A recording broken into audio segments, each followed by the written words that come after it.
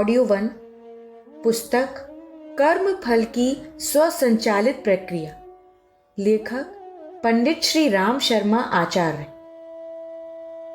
क्रिया की प्रतिक्रिया का नियम शाश्वत है। इसे सर्वत्र देखा और अनुभव किया जा सकता है। क्रियाओं के जैसे बीज होंगे वैसे ही फल परिणाम के रूप में सामने आएंगे। गेहूं का बीज गलकर अपने अदृश्य असंख्यों बीज पैदा करता है। आम का बीज गलकर आम ही पैदा करता है। नीम का बीज गलता है तो नीम का वृक्ष ही पैदा करता है। गेहूं के बीज से नीम का वृक्ष पनपे ऐसा न तो देखा गया और न ही सुना गया।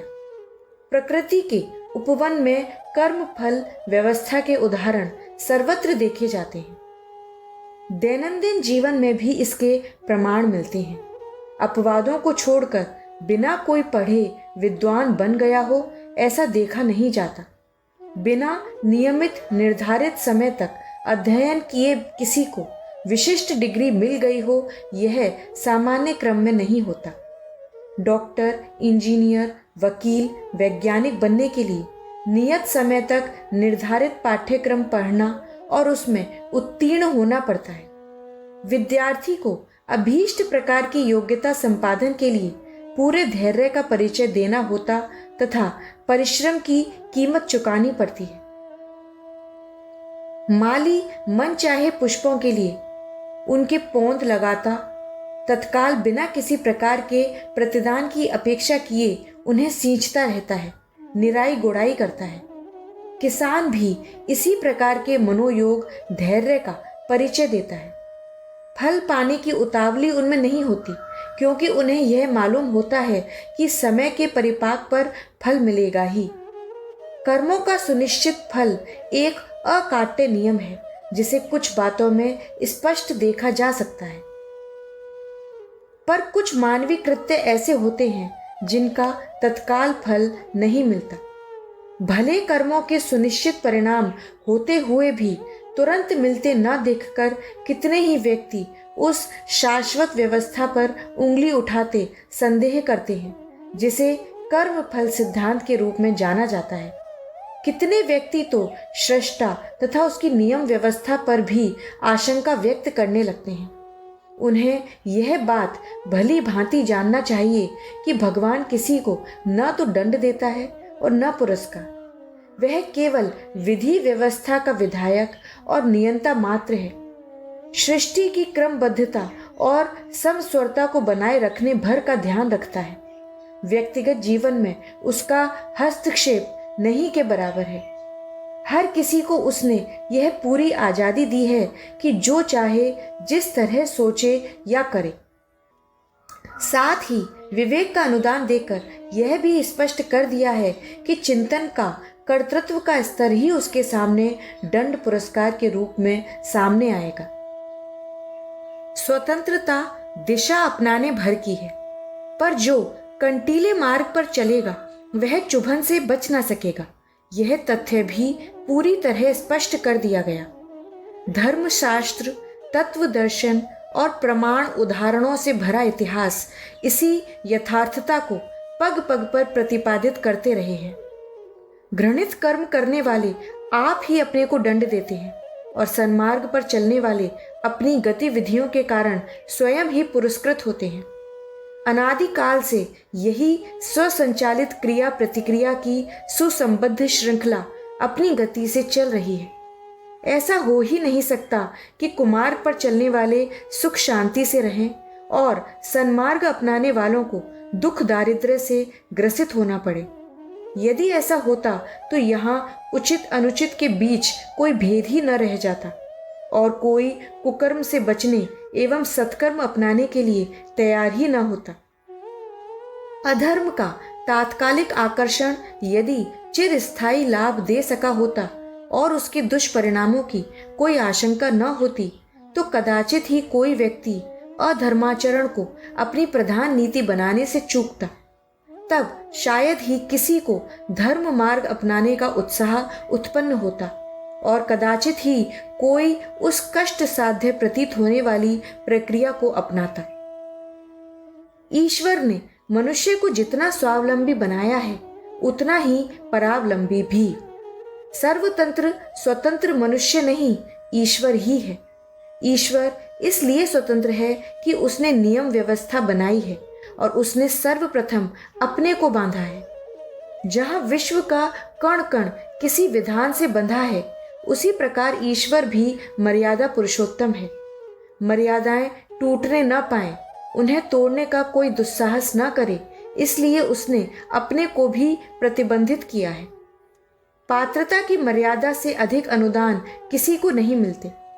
कर्म फल की मर्यादा का उल्लंघन करके वह न तो किसी को क्षमा प्रदान करता है और न किसी को भक्त अभक्त होने के नाम पर राग द्वेष की नीति अपनाता है। न्याय और निष्पक्षता की रक्षा उसके लिए प्रधान है। बिजली मनुष्य की बहुत सेवा सहायता करती है, पर करती तभी तक है जब तक उसे विधि पूर्वक प्रयुक्त किया जाता है। अविधि पूर्वक व्यवहार करने पर यज्ञाग्नि भी होता को जला सकती है। प्रचुर खर्च करके बिजली के यंत्रों को सुसज्जा एवं मनोयोग पूर्वक लगाने वाले भी यदि प्रयोगों में प्रमाद बरतें तो वह प्रतिष्ठापित विद्युत यंत्र प्रयोक्ता के प्राण लिए बिना न छोड़ेंगे। ईश्वर को कर्म फल श्रृंखला में अग्नि या विद्युत के समतुल्य माना जाए तो उसमें कुछ भी अत्युक्ति न होगी। कर्म फल तत्काल मिले ऐसी विधि व्यवस्था इस संसार में नहीं है। क्रिया और प्रतिक्रिया के बीच कुछ समय का अंतराल रहता है। बीज बोते ही फल फूलों से लदा वृक्ष सामने प्रस्तुत नहीं होता। गर्भाधान के अगले क्षण ही प्रसव नहीं होता और प्रसव के उपरांत तत्काल नवजात शिशु किशोर या प्रौढ़ नहीं बन जाता। अभिभावकों को उसके लिए धैर्य रखना होता है। बीज का फल वृक्ष और गर्भाधान का फल समर्थ संतान होता है, यह सही है। पर यह भी सही है कि आरंभ और परिणाम के बीच कुछ अंतर अवश्य रहता है। हथेली पर सरसों बाजीगर ही जमा सकते हैं। किसान को उसके लिए 6 महीने तक साधना और प्रतीक्षा करनी पड़ती है। गाय के पेट में घास जाकर दूध में बदलती है, इसे कौन नहीं जानता। पर यह लाभ धैर्य पूर्वक ही उठाया जा सकता है। कोल्हू से तेल निकलने की तरह गाय को एक ओर घास खिलाने और दूसरी ओर दूध पाने की आशा की जाए तो सफलता न मिलेगी। ठीक इसी प्रकार कर्म को फल रूप में परिवर्तित होने की प्रक्रिया कुछ समय चाहती है। जन्मजात अपंग, बाधित, असमर्थ, मूढ़, रुग्ण व्यक्तियों को देखकर अनुमान लगाया जा सकता है कि उद्धत आचरण करने वालों के प्रगति साधनों का प्रकृति ने किस प्रकार अपहरण कर लिया। बंदूक का दुरुपयोग करने वालों का लाइसेंस जब्त हो जाता है। इसी प्रकार मोटर चलाने में प्रमाद बरतने वालों का लाइसेंस छिन जाता है। अपराधियों को न्यायालय में समाज से पृथक रहने का यातनापूर्ण कारावास मिलता है और उनके नागरिक अधिकार छिन जाते हैं। जन्मजात बाधितों को देखकर हम अनुमान लगा सकते हैं कि मिली हुई कर्म स्वतंत्रता का दुरुपयोग करने वालों से प्रकृति किस प्रकार प्रतिशोध लेती है।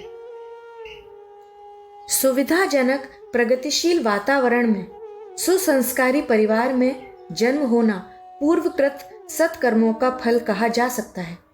दुर्भागी व्यक्ति कुसंस्कारी परिस्थितियों में जन्म लेकर असुविधाजनक अड़चन भरे वातावरण में रहते हैं और प्रगति पथ पर बढ़ने में भारी अड़चन अनुभव करते हैं। इस विभेद के पीछे पूर्व जन्मों में संग्रहित शुभ अशुभ कर्म के परिणाम झांकते देख सकते हैं। यों इन अड़चन भरी परिस्थितियों में भी सत्कर्म करने की, आगे बढ़ने की स्वतंत्रता अक्षुण्ण रहती है और कोई चाहे तो नियत अवरोधों को सहन करते हुए भी आगे बढ़ने, ऊंचे उठने में सफल हो सकता है।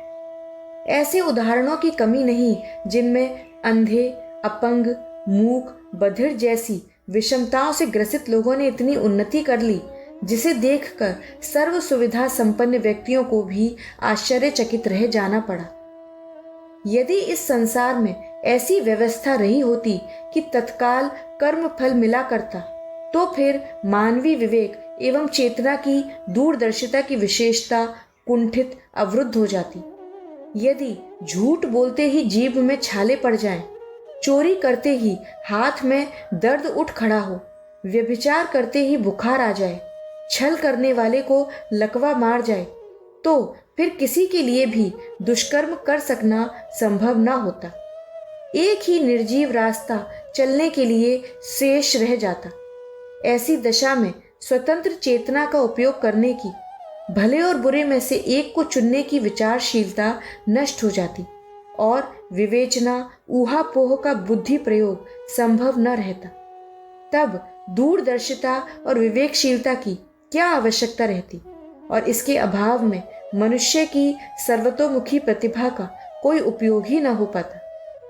बुरे कार्य के दुष्परिणाम और भले कार्य के सत्परिणाम समझने के लिए अंतःप्रेरणा, अध्यात्म, तत्व दर्शन, धर्म, विज्ञान, नीति, सदाचरण, श्रेय साधना का जो उपयोगी एवं आकर्षक सतोगुणी धर्म कलेवर खड़ा किया गया है, उसकी कुछ आवश्यकता ही न रहती। सब कुछ नीरस हो जाता। यहाँ जो कौतुक कौतूहल दिख रहा है, बहुरंगी, कटु, मधुर अभिव्यंजनाएं सामने आ रही हैं, उनमें कहीं कुछ भी दृष्टिगोचर न होता। इन परिस्थितियों में और कुछ लाभ भले ही होता, मनुष्य की वह चेतनात्मक प्रतिभा कुंठित ही रह जाती, जिसके कारण प्रगति पथ पर इतना आगे तक चल सकना संभव हो सका है। कर्म का फल शारीरिक, आर्थिक, सामाजिक दृष्टि से कुछ विलंब से भी मिल सकता है, पर आंतरिक दृष्टि से तुरंत, तत्काल मिलता है। सद्भावनाएं धारण करने वाला अंतःकरण अपने आप में अत्यधिक प्रफुल्लित रहता है। सुगंध विक्रेता बिना प्रयास किए निरंतर उस महक का लाभ उठाता रहता है, जिसके लिए दूसरे लोग तरसते, ललचाते रहते हैं। सत्कर्म का सबसे बहुमूल्य लाभ आत्मसंतोष है, जिसे प्राप्त करने में तनिक भी प्रतीक्षा नहीं करनी पड़ती। सन्मार्ग पर चलने वाले का अंतरात्मा अपने आप को प्रोत्साहन भरा आशीर्वाद देता रहता है। इस आधार पर बढ़ता हुआ आत्मबल मनुष्य की वास्तविक शक्ति को इतना अधिक बढ़ा देता है, जिसकी तुलना उपनिषदकार की उक्ति के अनुसार 1000 हाथियों के बल से भी नहीं की जा सकती। सद्भाव संपन्न सन्मार्गगामी का कोई स्वार्थवश कितना ही विरोध क्यों न हो, पर भीतर ही भीतर उसके लिए गहन श्रद्धा धारण किए रहेगा। महात्मा गांधी पर आक्रमण करने वाले गोडसे ने गोली दागने से पूर्व उनके चरण स्पर्श करके प्रणाम किया था। ईसा मसीह को क्रूस पर चढ़ाने वाले लोग आंसुओं की धार से अपनी श्रद्धांजलि चढ़ा रहे थे। सुकरात को विष पिलाने वाले जल्लाद ने आत्म प्रताड़ना से अपना माथा पीट लिया था। महामानवों के पास भौतिक संपदाएं भले ही न रही हों, पर उनकी चरित्र निष्ठा, आदर्शवादिता और उदारता की पूंजी इतनी प्रचुर मात्रा में उन्हें विभूतिवान बनाए रही है, और वह वैभव इतना बढ़ा रहा है, जिसके ऊपर धन कुबेरों की संपन्नता को निछावर किया जा सके। ऋषियों के चरणों में राज मुकुट रखे देखकर यह समझा जा सकता है कि सन्मार्गगामी सर्वथा निर्धन नहीं होते। उनके पास अपने ढंग की ऐसी संपदा होती है, जिसे पाकर मानव जीवन को सब प्रकार सार्थक एवं धन्य हुआ माना जा सके। भौतिक विज्ञानियों ने एक स्वर से स्वीकार किया है कि शारीरिक स्वास्थ्य का आधार मात्र पौष्टिक आहार एवं व्यायाम नहीं है, वरन मन क्षेत्र की समस्वरता पर आरोग्य एवं दीर्घ जीवन की नींव रखी हुई है। इसी प्रकार मस्तिष्कीय रोगों के विशेषज्ञ यह कहते हैं कि अधिक मानसिक श्रम करने आदि के कारण वे रोग उत्पन्न नहीं होते, वरन छल, प्रपंच, क्रूर दुराचरण जैसी दुष्प्रवृत्तियां ही मन संस्थान में अंतर्द्वंद मचाती हैं, और उन्हीं के फलस्वरूप अनिद्रा एवं सनक से लेकर उन्माद जैसे रोग अपने विभिन्न आकार प्रकार में उठ खड़े होते हैं। कोई समय था जब वात, पित्त, कफ, आहार विहार, कृमि, कीटाणु, छूत संक्रमण, ऋतु प्रभाव, ग्रह दशा, भाग्य प्रारब्ध आदि को विभिन्न रोगों का कारण माना जाता था। वे बातें पुरानी हो गईं। मन शास्त्र के विज्ञानी अब उस निष्कर्ष पर पहुंचे हैं कि अनैतिक, असामाजिक और अवांछनीय चिंतन से इस प्रकार की घुटन से भरा आंतरिक विग्रह उत्पन्न होता है जो ज्ञान तंतुओं के माध्यम से अपने विद्रोह की कोशिकाओं तक पहुंचकर उन्हें रुग्ण कर देता है। इस मानसिक विद्रोह को शांत करने के लिए अपनी रीति नीति को सन्मार्गगामी बना लेना ही रोग निवृत्ति का एकमात्र उपाय है। इस आधार पर मनोविज्ञान वेत्ता रोगियों से उनकी भूलें कबूल कराते हैं, पश्चाताप और परिवर्तन के संकल्प कराते हैं। तदनुसार रोग निवृत्ति का लाभ भी मिलता है। भारतीय धर्मशास्त्र आधि और व्याधि का अन्योन्याश्रय संबंध मानता रहा है। आधि अर्थात मनः क्षेत्र की दुष्प्रवृत्तियां जिस व्यक्ति में भरी होंगी वह शरीर और मस्तिष्क के रोगों से ग्रसित होता चला जाएगा और वे रोग मात्र औषधि चिकित्सा से कदापि अच्छे न हो सकेंगे। कष्ट साध्य रोगों की एक श्रेणी कर्मजन्य भी होती है। उन्हें अंतः क्षेत्र में जमी हुई दुर्भावनाओं की प्रतिक्रिया ही कह सकते हैं। इन्हें पश्चाताप और प्रायश्चित्त द्वारा उखाड़ने का विधान है। असाध्य महारोगों के लिए यह प्रायश्चित्त चिकित्सा प्राचीन अध्यात्म विज्ञान और भौतिक मनोविज्ञान के आधार पर समान रूप से उपयुक्त मानी गई है। मन की निर्मलता से बढ़कर शारीरिक रोगों की निवृत्ति का और कोई कारगर उपाय नहीं है। निश्चित रूप से मनुष्य एक स्वसंचालित यंत्र है जो कर्म करने में स्वतंत्र होते हुए परिणाम भोगने की श्रृंखला में मजबूती के साथ जकड़ा हुआ है। यदि हम सद्भावनाओं का, सत्प्रवृत्तियों का चिंतन और कर्तृत्व अपनाएं तो सहज ही सुख शांति की परिस्थितियां प्राप्त कर सकते हैं। इसके प्रतिकूल चलना अपने पैरों आप कुल्हाड़ी मारने की तरह है। सुख और दुख ईश्वर प्रदत्त दंड पुरस्कार नहीं वरन अपने ही सत्कर्म दुष्कर्म के प्रतिफल हैं।